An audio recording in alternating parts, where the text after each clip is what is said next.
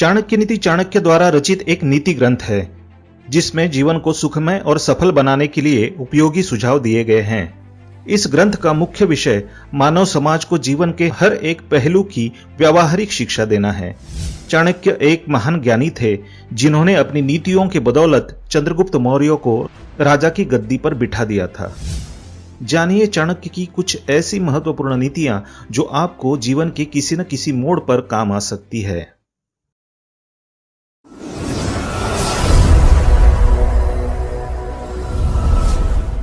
नमस्कार दोस्तों, स्वागत है आप सभी का एक बार फिर से। दोस्तों, अगर आप अपनी लाइफ में कुछ नया सीखना चाहते हैं तो चैनल को सब्सक्राइब जरूर करिएगा। दोस्तों, आज के इस वीडियो में हम आपको बताएंगे कि अगर आप दूसरों से ये 5 चीजें लेते हैं तो ये लेने के साथ साथ घर में बर्बादी भी लेकर आती है। दोस्तों, हम अपने जीवन में आने वाली परेशानियों और खुशियों के लिए स्वयं ही जिम्मेदार होते हैं।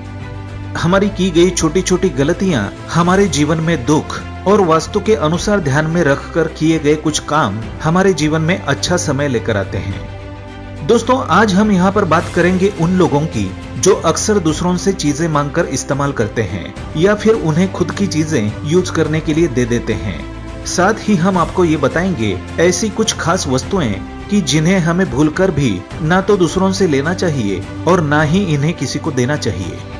तो दोस्तों, ये बातें बताने से पहले आपसे रिक्वेस्ट करते हैं कि वीडियो को लाइक करिएगा, दोस्तों को शेयर कर दीजिएगा और चैनल को अगर अभी तक सब्सक्राइब नहीं किया है तो सब्सक्राइब करके बेल आइकन जरूर दबाइएगा।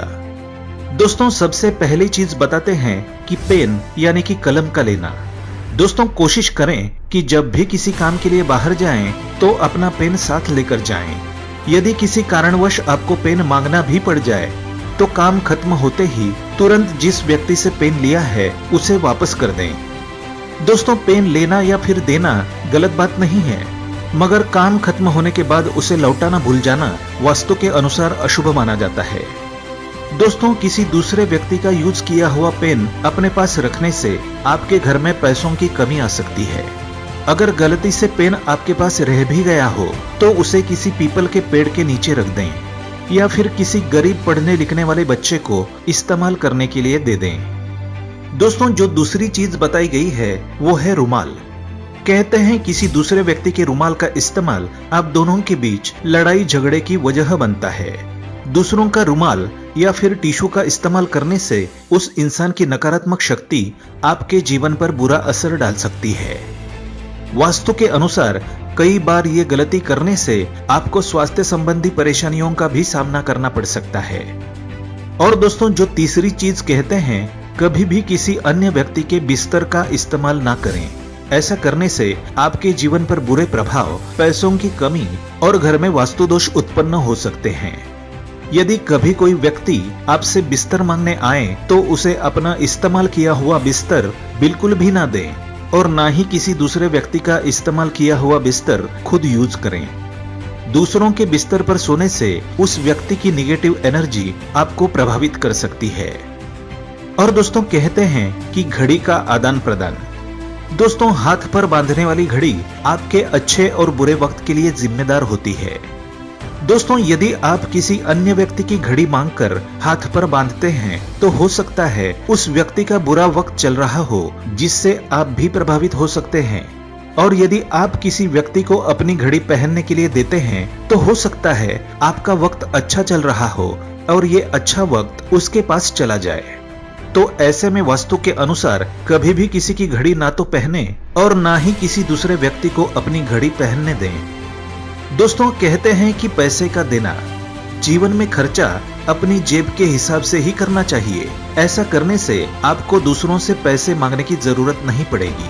अगर किसी कारणवश पैसे उधार लेने पड़ भी गए हों तो उन्हें जल्द ही जल्द लौटाने की कोशिश करें। दूसरों से पैसे उधार लेकर वापस ना लौटाना आपको जीवन में कभी आगे बढ़ने का मौका नहीं देता। और लास्ट में दोस्तों, जो चीज बताई गई है वो कहते हैं कपड़े का आदान प्रदान। वास्तुशास्त्र के अनुसार दूसरों के कपड़ों का इस्तेमाल करने से उस व्यक्ति की नकारात्मक शक्ति आपके अंदर बहुत जल्दी प्रवेश करती है। यदि कोई व्यक्ति अपनी खुशी से आपको नए कपड़े दे दें तो आप उन्हें लेने से मना मत करें। खुशी से दिए हुए कपड़े आपके भाग्य को 4 चांद लगाते हैं, लेकिन मांग कर इस्तेमाल किए गए कपड़े वास्तुशास्त्र के अनुसार आपके लिए अशुभ समाचार का कारण बन सकते हैं। तो दोस्तों, वास्तुशास्त्र के अनुसार ये थी कुछ चीजें जिन्हें ना तो आपको किसी अन्य व्यक्ति से लेना चाहिए और ना ही कभी उनको देना चाहिए।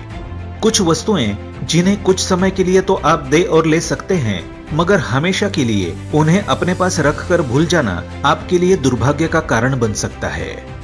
तो दोस्तों, अगर आपको ये वीडियो पसंद आया हो, ये ज्ञान आपको अच्छा लगा हो, तो वीडियो को लाइक कर दीजिएगा, दोस्तों को शेयर कर दीजिएगा और चैनल को अगर अभी तक सब्सक्राइब नहीं किया है तो सब्सक्राइब करके बेल आइकन जरूर दबाइएगा।